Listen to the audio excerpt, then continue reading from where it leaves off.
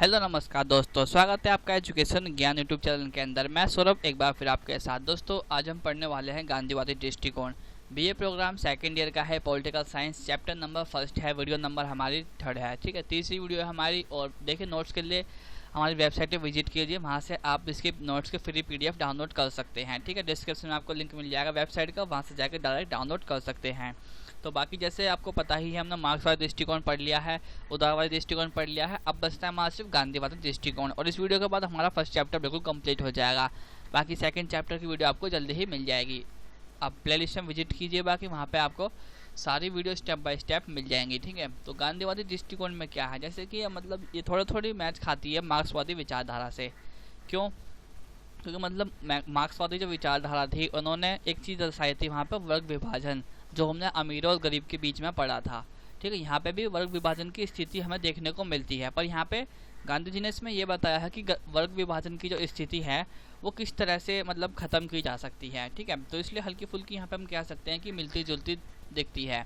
तो जैसे कि गांधी जी कहा करते थे कि मैं किसी नवीन विचारधारा का प्रतिपादन नहीं कर रहा हूँ, यानी इनका कहना यह था कि मैं किसी भी नई विचारधारा को सामने नहीं रख रहा हूँ, बल्कि जो कुछ अच्छा है, यानी भारत के लिए जो कुछ भारत के लिए अच्छा है, मैं उसी को सामने रख रहा हूँ। ठीक है, यानी भारत की स्थिति के अनुसार व्यवहार में लाना चाहता हूँ, क्योंकि उस समय की स्थिति की अगर बात करें हम, तो वैसे ही समाज जब आज़ाद हुआ ही था और साथ साथ ही मतलब इतना डेवलप नहीं कर पाया था अपने आप को। तो गांधी जी ने कुछ ऐसे पॉइंट बताए थे, कुछ ऐसी चीज़ें बताई थी जिससे मतलब भारत का निर्माण हो सके, भारत तो एक तरह से आर्थिक रूप में भी आगे बन सके, सक्षम हो सके, आगे बढ़ सके, यानी कि। ठीक है, गांधी जी ने जिस विचारधारा का प्रतिपादन किया वह उनके द्वारा राजनीतिक, सामाजिक, आर्थिक तथा धार्मिक विषयों पर आधारित है। ठीक है, इनके जो पॉइंट थे, जो इनकी विचारधारा थी, किस किस के ऊपर आधारित है? राजनीतिक, सामाजिक, आर्थिक और धार्मिक विषयों पर। और हाँ, मैं आपको एक चीज़ बताना चाहता हूँ कि जैसे अगर आपके पास ये क्वेश्चन बनता है गांधीवादी दृष्टिकोण, तो आप डायरेक्ट यहाँ से मत कीजिएगा। वीडियो नंबर फर्स्ट जो है उसमें हमने राज्य का स्वरूप भी पढ़ा है। पहले थोड़े पॉइंट में आप उसको करिए, कम से कम एक पेज में राज्य का स्वरूप को कीजिए, और वो कम ज़्यादा ही है, डेढ़ पेज में आराम से हो जाएगा, 1.5 से 2 पेज में। उसके बाद आप जो है गांधीवादी दृष्टिकोण को इसको रखिएगा। ठीक है, इसके विचार रखिएगा, यहाँ पर विचार इनके रखिएगा। कम से कम आपको 5 पेज तो भर के ही इसके आने हैं। अगर आप ज़्यादा बन सकते हैं तो और भी ज़्यादा बेस्ट है। 20 नंबर में आपका क्वेश्चन बनता है और ये। ठीक है, तो इनके सभी विचार जो है राजनीतिक, सामाजिक, आर्थिक और धार्मिक विषयों पर गांधी जी के विचार है। इनका उद्देश्य क्या था? इनका उद्देश्य ये था कि भारत का नवनिर्माण करना था, क्योंकि भारत का अब जो है एक समय आ गया था नवनिर्माण करने का, उनका नया निर्माण करने का। तो इसके लिए गांधी जी का कहना था कि मतलब भारत को जो है उत्थान केवल भारतीय प्राचीन आदर्शों के अनुकूल ही संभव हो सकता है। यानी कि गांधी जी का कहना था कि सच्चा लोकतंत्र वही है जिसमें जनता अपनी पंचायतों का गठन करे, यानी जनता करे, लोकतंत्र भी हम यहाँ पे कह सकते हैं। ठीक है, जनता अपनी पंचायतों का गठन करे और स्वयं राज करे।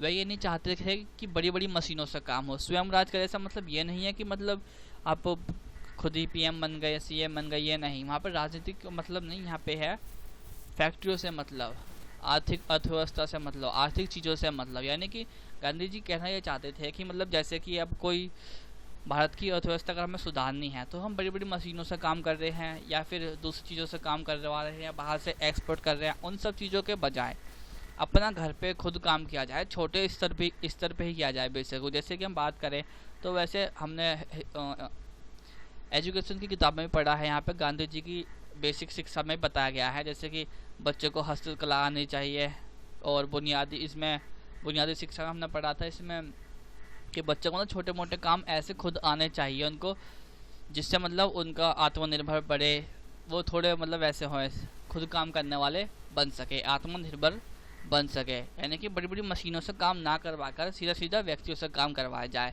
इससे क्या होगा कि अगर बड़ी बड़ी मशीनें लगेंगी तो बड़ी बड़ी मशीनें सिर्फ महंगी होती हैं, वही व्यक्ति खरीद सकता है जिसके पास पैसा होगा, यानी कि अमीर वर्ग। तो फिर यहाँ पे वही वर्ग संघर्ष की स्थिति उत्पन्न हो जाती है। साथ साथ ही बड़े बड़े कारखाने स्थापित किए जाएंगे, तो फिर इससे वही वाली स्थिति उत्पन्न होगी, कौन सी? वर्ग संघर्ष की उत्पत्ति होती है। और इसके साथ साथ ही क्या होगा कि फिर वही गरीब लोग उसके फैक्ट्री के अंदर जाके काम करेंगे, उनका मेहनताना कम दिया जाएगा, उनका शोषण होएगा। तो इसलिए गांधी जी इस चीज़ के बिल्कुल विरोध में थे कि बड़ी बड़ी मशीनें ना लगाई जाए। साथ साथ ही गांधी जी वर्ग संघर्ष के विरोध थे। ठीक है, ये बात हमने पहले स्पष्ट कर ली। और साथ साथ ही वो चाहते थे कि मतलब जो भी समस्या है उसको अहिंसा एवं प्रेम से सुलझाया जाना चाहिए। यानी कि इनका कहना था, वैसे हम कह सकते हैं गांधी जी अहिंसा के पुजारी थे। इनका कहना था कि मतलब लड़ाई झगड़ा करके किसी भी चीज़ का सॉल्यूशन नहीं मिल सकता, उसको मतलब बिना लड़ाई के ही सुलझाया जाए, प्रेम से प्यार से ही सुलझाया जाना चाहिए, चाहे वो समस्या कितनी भी बड़ी हो, हमारे सामने घुटने टेक देगी, ये गांधी जी का कहना था। साथ साथ ही समाज के विभिन्न विरोधी वर्ग को भी यदि उनमें कर्तव्य का ज्ञान करा दिया जाए तो कोई भी एक दूसरे का शोषण नहीं करेगा और पूंजीपति, रविदास व अन्य साहूकार, मजदूर, किसानों पर अत्याचार नहीं करेंगे। जैसे हमने देखने को मिला किसान वगैरह भी, तो यहाँ पे अगर सभी खुद करेंगे काम तो कोई वर्ग स्थिति हमें उत्पन्न होती हुई दिखाई देगी ही नहीं, क्योंकि सब फिर इक्वल ही माने जाएंगे, किसी के पास ज़्यादा पैसा होगा ही नहीं, सबके पास लिमिट में पैसा होगा। इस तरीके से इनकी विचारधारा रही है, बल्कि उनकी रक्षा का भार भी अपने ऊपर उठा लेंगे वाले वर्ग। ठीक है, ये स्पष्ट होता है, बिल्कुल क्लियर है। अब आता है समाज के संबंध में गांधी के विचार। ठीक है, तो समाज के संबंध में गांधी जी के विचार क्या थे? तो पहला जो पॉइंट आता है इनका आर्थिक दृष्टिकोण, क्योंकि वर्ग संघर्ष की स्थिति में हम सीधा सीधा बात करें तो हमें पूंजीवाद ही वर्ग देखने को मिलता है, यानी कि आर्थिक ही कहेंगे इसको, आर्थिक दृष्टिकोण ही।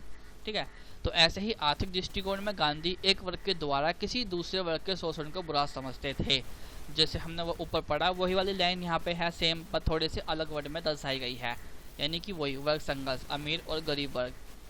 इसी कारण उद्योग धंधों के स्थान पर कुटीर उद्योग को पसंद करते थे। कुटीर उद्योग मतलब होता है छोटे उद्योग जो हम खुद घर पे लगाते हैं, हम लघु उद्योग भी लिख सकते हैं इसकी जगह पे। जैसे बड़ी बड़ी फैक्ट्री ना लगाकर छोटी छोटी घरों में काम होता है, जैसे सिलाई का हो जाता है, कमीज सिलने का, पैंट सिलने का, कुछ भी हो सकता है। इसमें हम काफ़ी सारी चीज़ें इंक्लूड कर सकते हैं।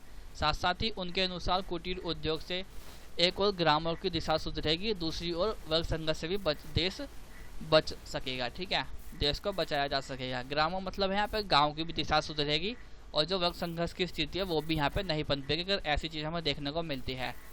इस कार्य के लिए उन्होंने स्वयं अपने हाथ में चरखा लिया, यानी कि चीज़ दिखाने को उन्होंने अपने हाथ में चरखा लिया, तो किस तरीके से छोटा वर्ग स्टार्ट किया जा सकता है। वह राज्य की सत्ता को स्वीकार नहीं करते। गांधी के अनुसार जब तक किसी कार्य को स्वैच्छिक और प्रसन्नतापूर्वक नहीं किया जाए तब तक वह नैतिकता के दृष्टि से अपूर्ण होता है। यानी कि अगर मतलब ऐसे हम बात करें, मतलब खुशी से अपनी किसी काम को नहीं किया जाए तो वो काम मतलब गांधी जी की नज़रों में ऐसा काम है जो कि पूरा ही नहीं हुआ, बेशक वो पूरा हो गया हो। गांधी अहिंसावादी के कारण पूर्ण निशस्त्रीकरण के पक्ष में थे, क्योंकि अहिंसावादी थे तो ये निशस्त्रीकरण की नीति को अपनाते थे। निशस्त्रीकरण मतलब शस्त्रों को बढ़ावा ना देना। साथ साथ ही उनका विचार था कि हथियारों की होड़ जब तक चलती रहेगी तब तक मानव सुख एवं शांति का अनुभव नहीं कर सकेगा। जैसे हम बात करें, पहले हमें हथियारों की होड़ काफ़ी ज़्यादा मात्रा में देखने को मिलती है जो कि चली थी। ठीक है, तो यहाँ पे इन्होंने अपने विचार स्पष्ट किए हैं कि जब तक अगर हथियारों की होड़ चलती रहेगी सुख एवं शांति का अनुभव मानव नहीं कर सकेगा। साथ साथ ही न्याय का कार्य राज्य करेगा और उसका अधिकांश भाग पंचायतें पूरी करेंगी। ठीक है, तो ये थे आर्थिक विचार पर गांधी जी के विचार। ठीक है, अब आते हैं अहिंसा पर विचार। अहिंसा के ऊपर क्या है? अहिंसा के ऊपर तो वैसे मोस्टली सभी बच्चों को पता ही है, फिर भी एक लाइन हम यहाँ पे स्पष्ट कर रखी है, जैसे कि गांधी अहिंसा को सर्वोत्तम नियम मानते थे, यानी सबसे बड़ा नियम मानते थे। हम ये भी कह सकते हैं कि अहिंसा के पुजारी थे, जैसे मैंने आपको पहले भी बताया। संसार के सभी संत महात्माओं तथा साधुओं ने अहिंसा के सिद्धांत को अपनाया है और गांधी का भी कहना यही था कि अहिंसा केवल साधु संतों का गुण ना होकर संसार के सभी मनुष्य के व्यवहार का मूल मंत्र होना चाहिए। ठीक है, यानी कि जो भी महात्मा संत है ये अहिंसा के मार्ग को अपनाते, कभी हिंसा नहीं करते और ये भी ज़िंदगी जीते हैं, अच्छा खासा खाते पीते हैं। इसका मतलब ये है कि अहिंसा के मार्ग से भी हमें हर चीज़ प्राप्त हो सकती है।